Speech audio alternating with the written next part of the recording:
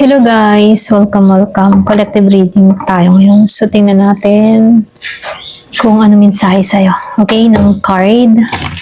Ano yung gustong sabihin sa'yo ng baraha? Give it the message. Ano yung gusto niyong sabihin? Anong gustong sabihin yung card sa'yo? Ayan. Ano yung ma-advise sa'yo? Mga ganyan. Ano yung gaganap, mangyayari? Ano yung gustong iparating? So, tingnan lang natin kung ano yung message.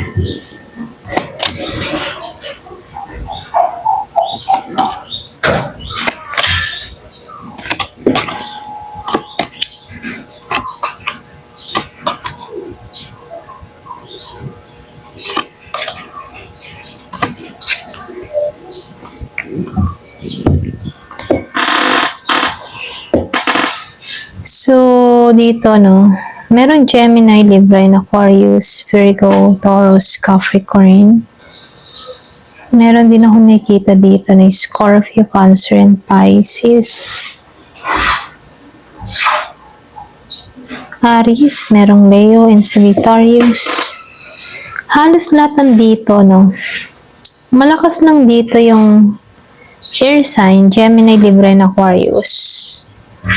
Meron lang nakikitang mga karma, blessing, napaparating. Ayan. So, start na tayo. So, dito, meron akong nakikita ditong halong consequences at halong karma. Yung iba sa inyo, meron akong nakikitang bagong cycle dito. So, yung iba dito, meron din akong nakikitang babalik. Pero yung pagbabalik, meron akong nakita ditong yung bang magsasara ng chapter. Kumbaga yung pagbabalik ay panibagong chapter na. Ganon. Kasi dito sa death, upright, malaki kasi yung nangyari dito. Merong ending na nangyari dito. Okay?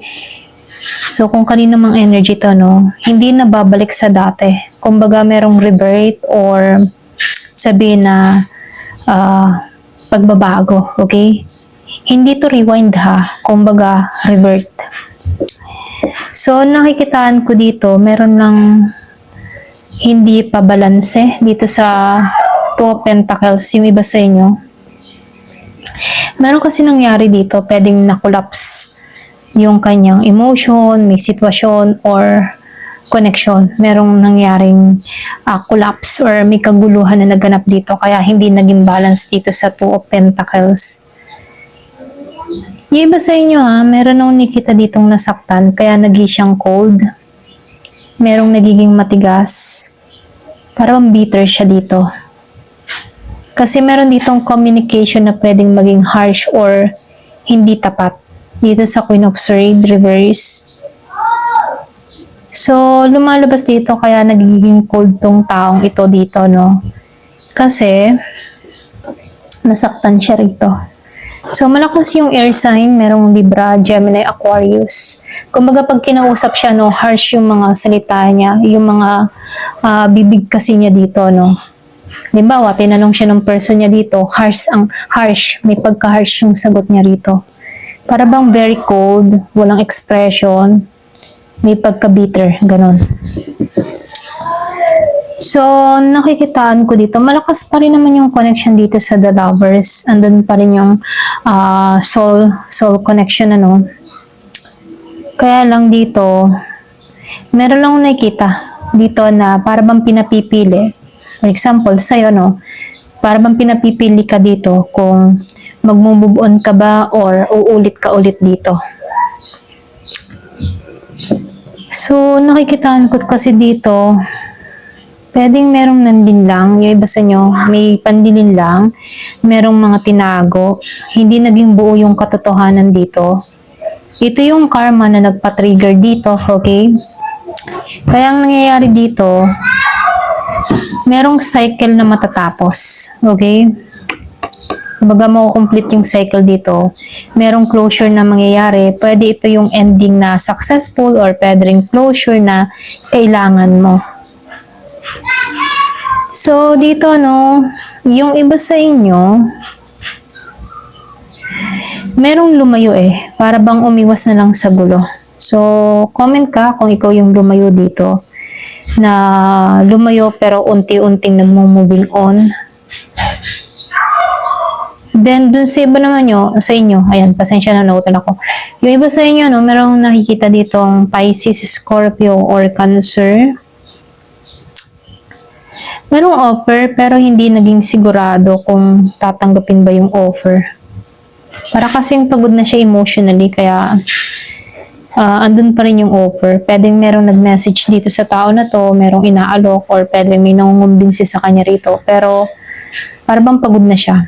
Ganon. Pagod na kung tatanggapin ba niya yung offer o hindi nitong taong ito. So, meron akong nakitang biglaang babalik. Yung iba sa inyo biglaang babalik. Merong Libra, Gemini, Aquarius. Kumbaga dito, no, mabilis yung communication. Direkta to ha. Direkta tong magsasalita sa'yo or kakausapin ka. May pagka-impulsive pa nga ang dating nito eh. Pero ganun pa man, merong kailangan dito magdesisyon pero umiiwas. Ayaw niyang harapin yung mga nangyayari dito.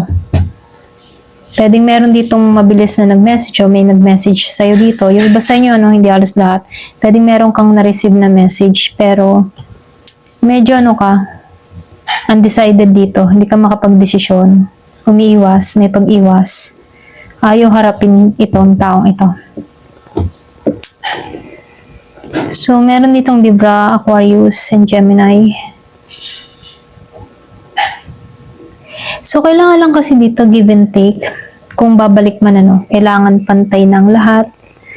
Hindi puro ikaw lang yung nag-e-effort dito. Hindi puro ikaw yung gumagawa ng connection ninyo. Ganyan.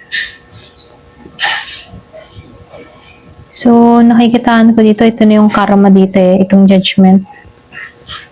Kasi ito talaga yung moment ng karma. Meron kasing awakening, realization, or pwedeng merong second chance na dumating dito.